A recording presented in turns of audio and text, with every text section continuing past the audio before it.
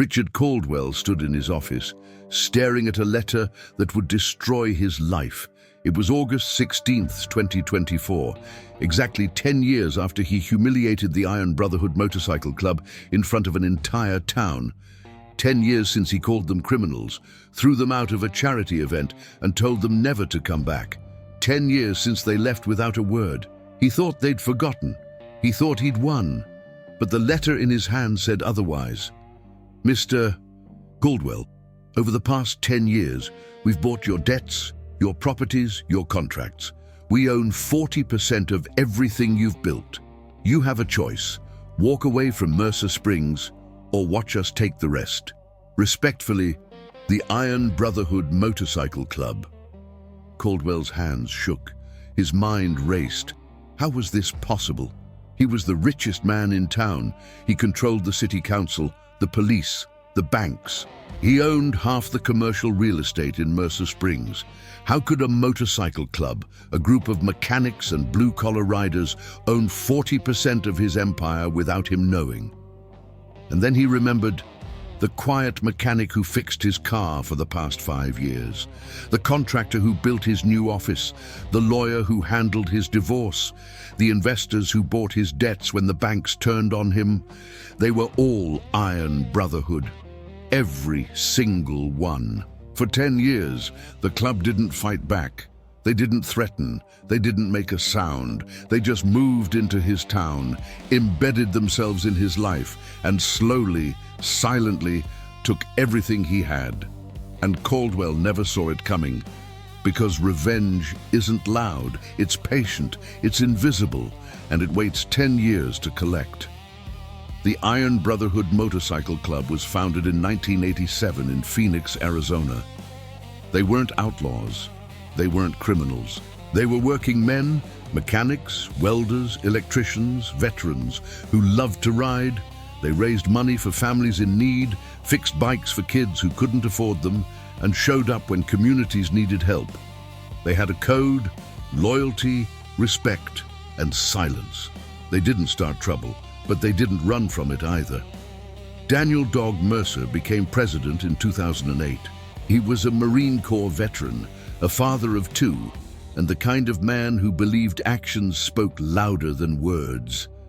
Under his leadership, the Iron Brotherhood expanded to 3 chapters across Arizona and New Mexico.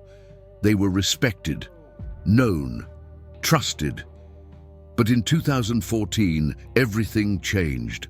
The club organized a charity ride to Mercer Springs, a small town 2 hours north of Phoenix.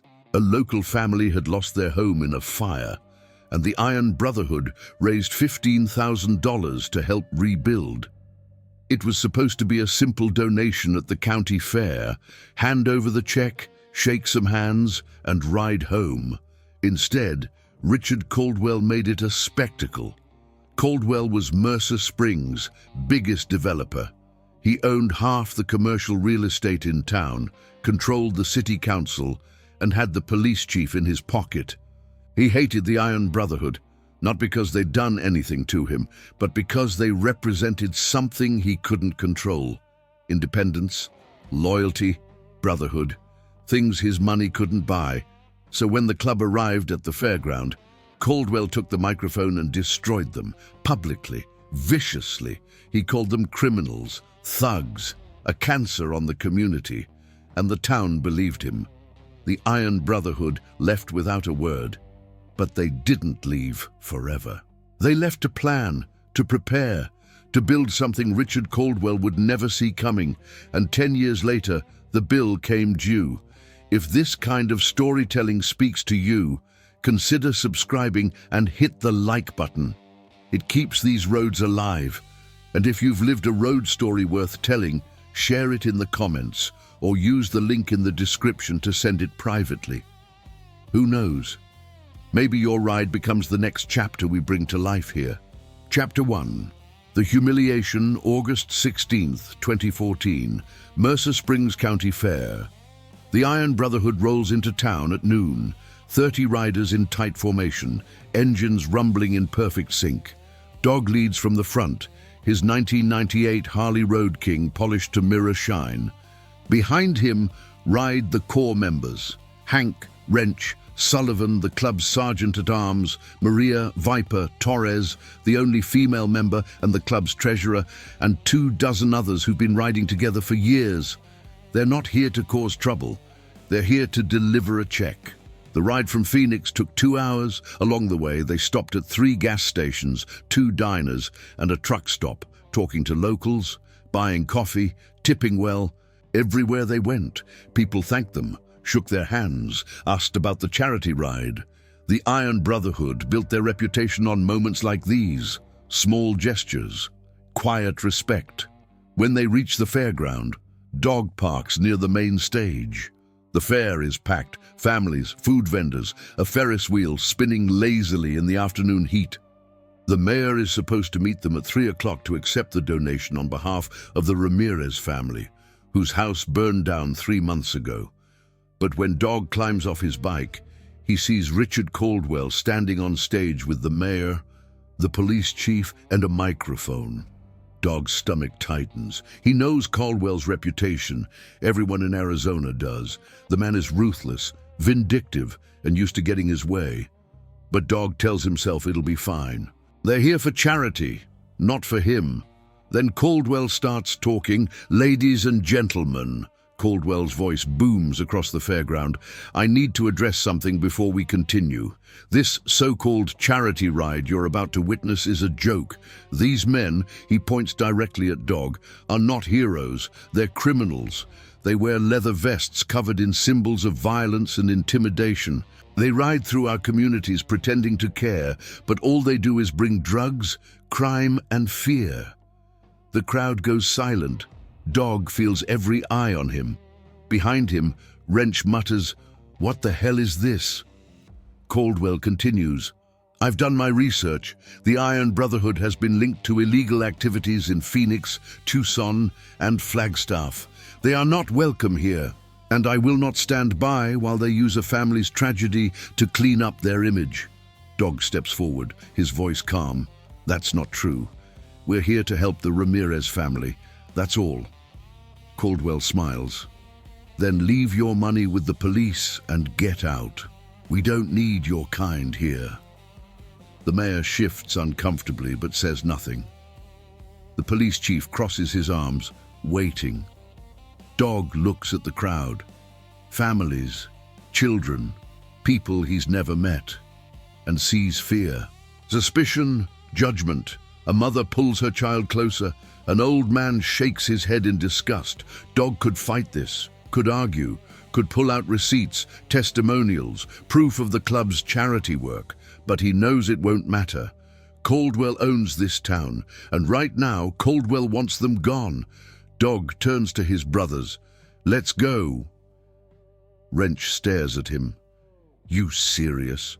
We're just gonna leave?" "Yeah, we're leaving." Maria steps forward. "Audrey, what about the donation?" Dog pulls the check from his vest and hands it to the police chief. "Give this to the Ramirez family. They need it." The police chief takes it without a word. The Iron Brotherhood mounts up. 30 engines fire in unison. They roll out of the fairground slowly, in formation, without looking back. The crowd watches in silence.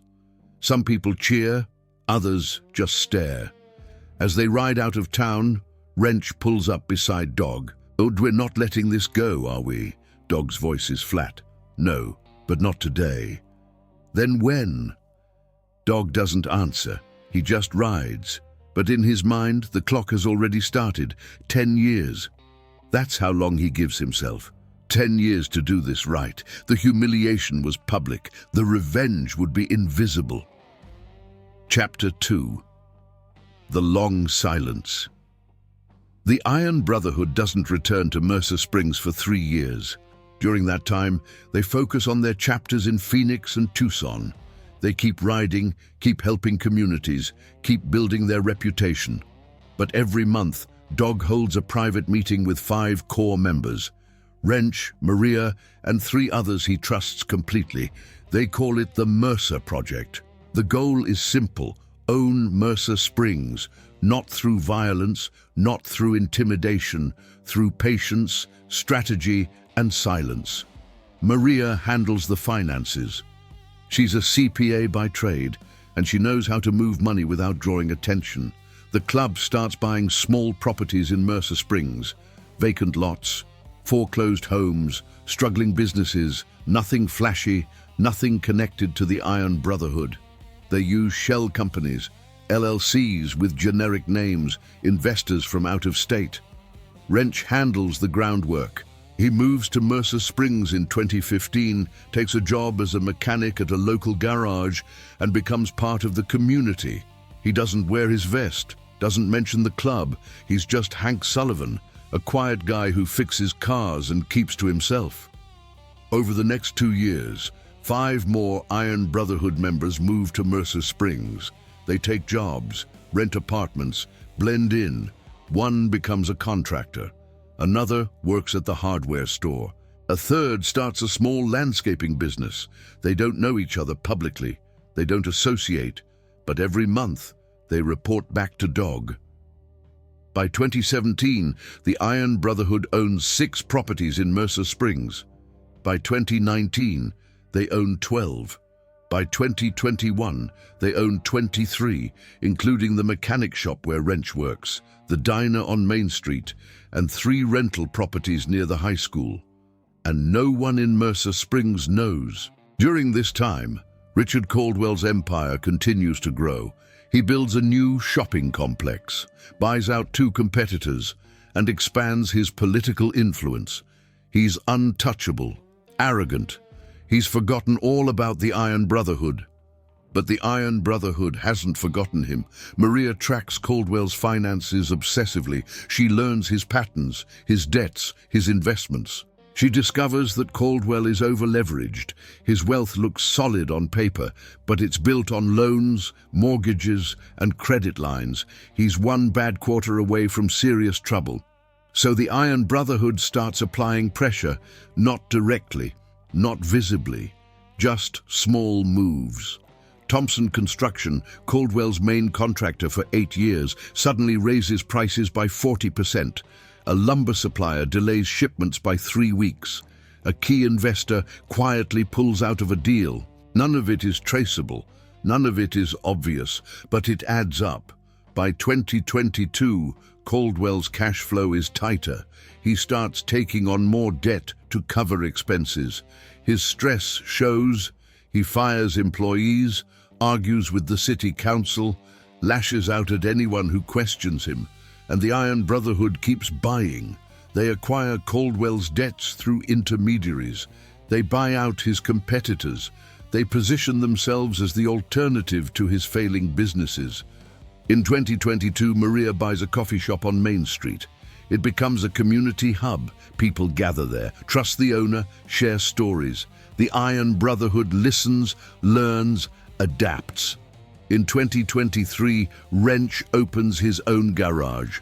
Mercer Auto Repair. It's clean, professional, affordable. Within 6 months, it's the most popular mechanic shop in town.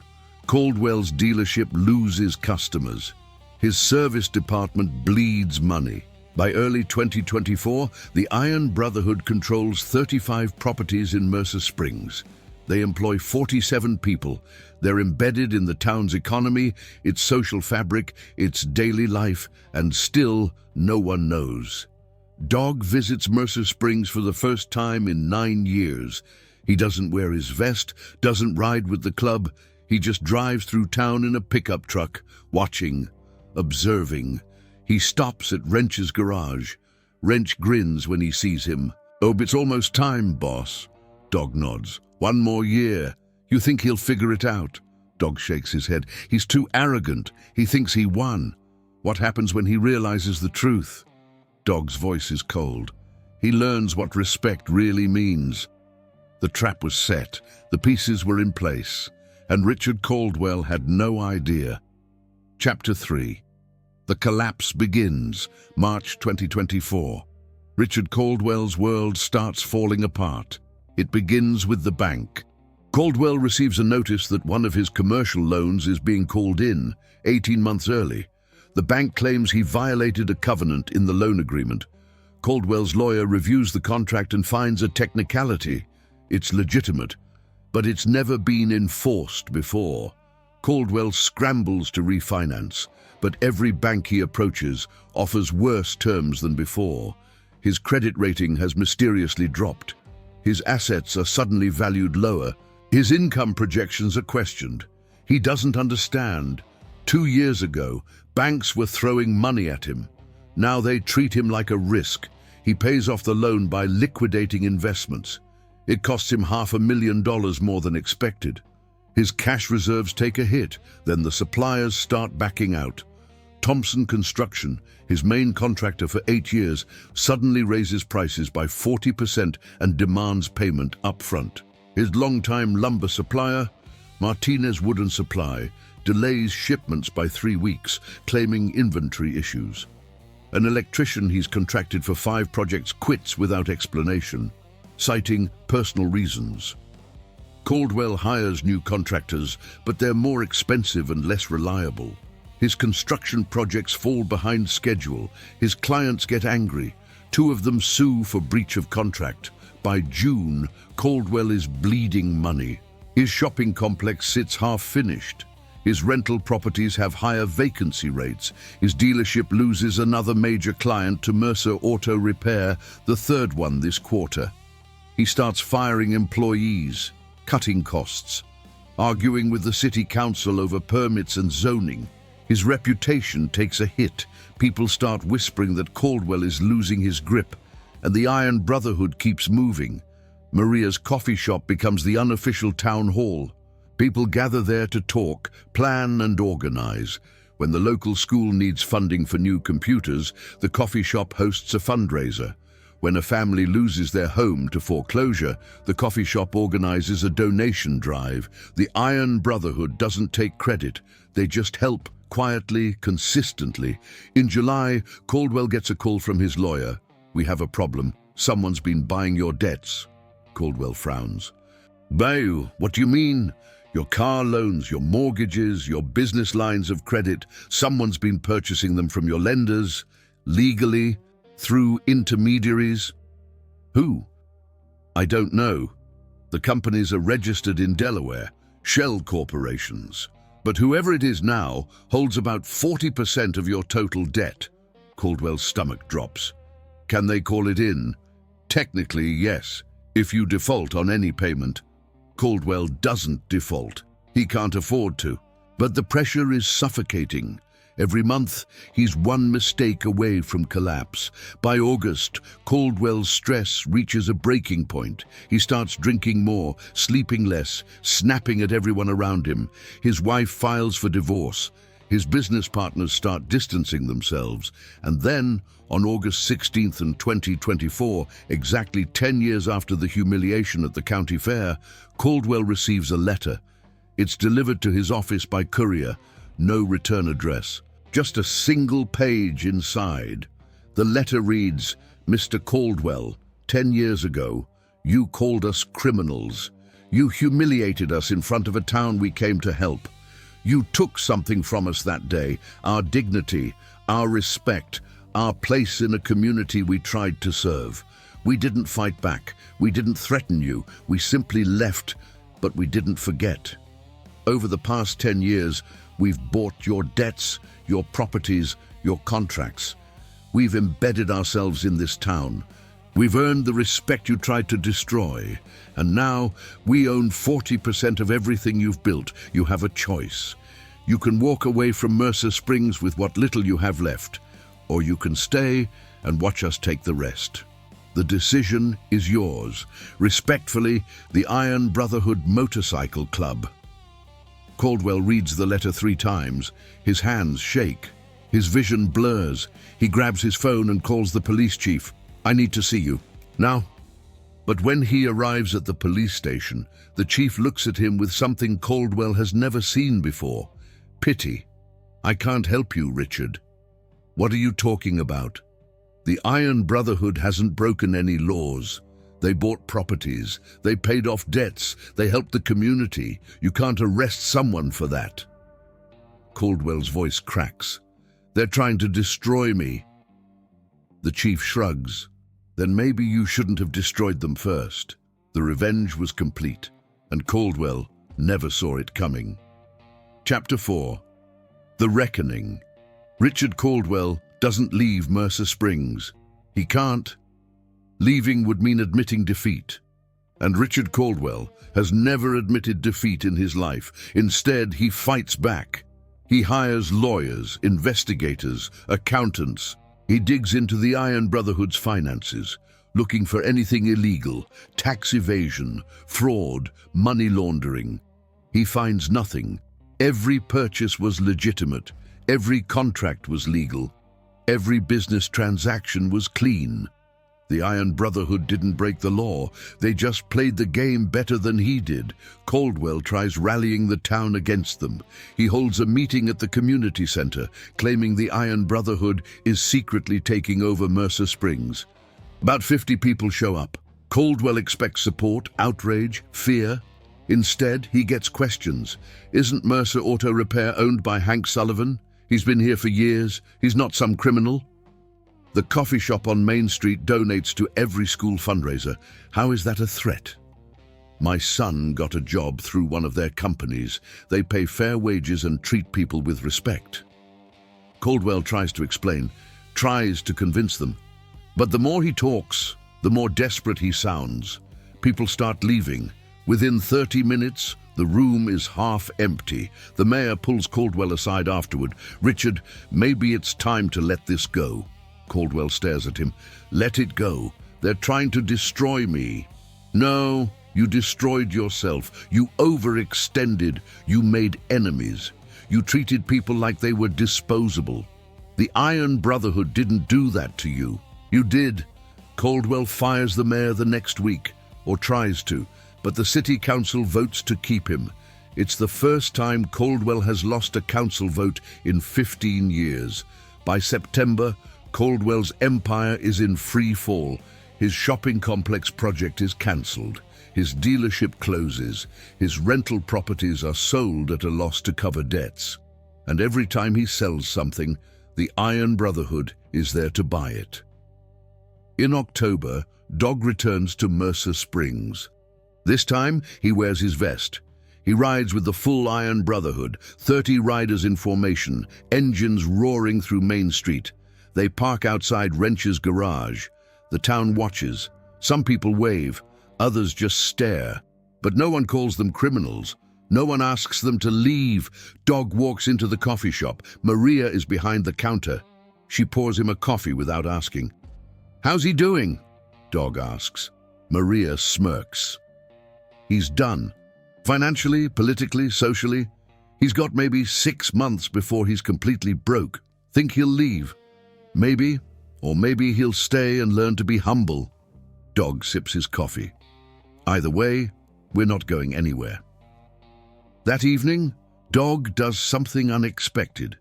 He drives to Caldwell's house and knocks on the door. Caldwell answers, looking 10 years older than he did in 2014. His eyes are bloodshot. His hair is grey. He's lost weight. What do you want?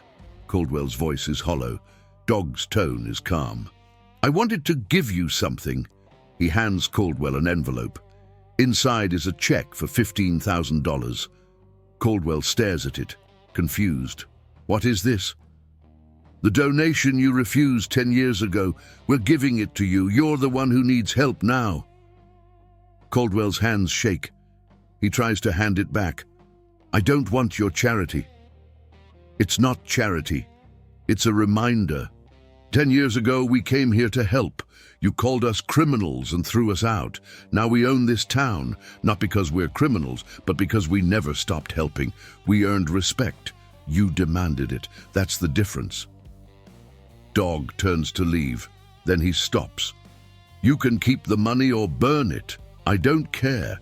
But if you ever insult my club again, if you ever disrespect what we stand for, I won't wait 10 years next time. I'll just leave. And you'll disappear. Dog walks out, climbs onto his Harley and rides away. Caldwell stands in his doorway, holding the check, staring at the empty street. For the first time in his life, Richard Caldwell understands what it means to be humbled. The revenge wasn't violence, it was patience, and it was perfect. Chapter 5. The Legacy. December 2024. Mercer Springs holds its annual Christmas festival. The Iron Brotherhood sponsors the event. They donate $5,000 to the local food bank, provide free motorcycle rides for kids, and set up a toy drive for families in need. Dog stands near the main stage, watching families laugh, children play, and the community come together.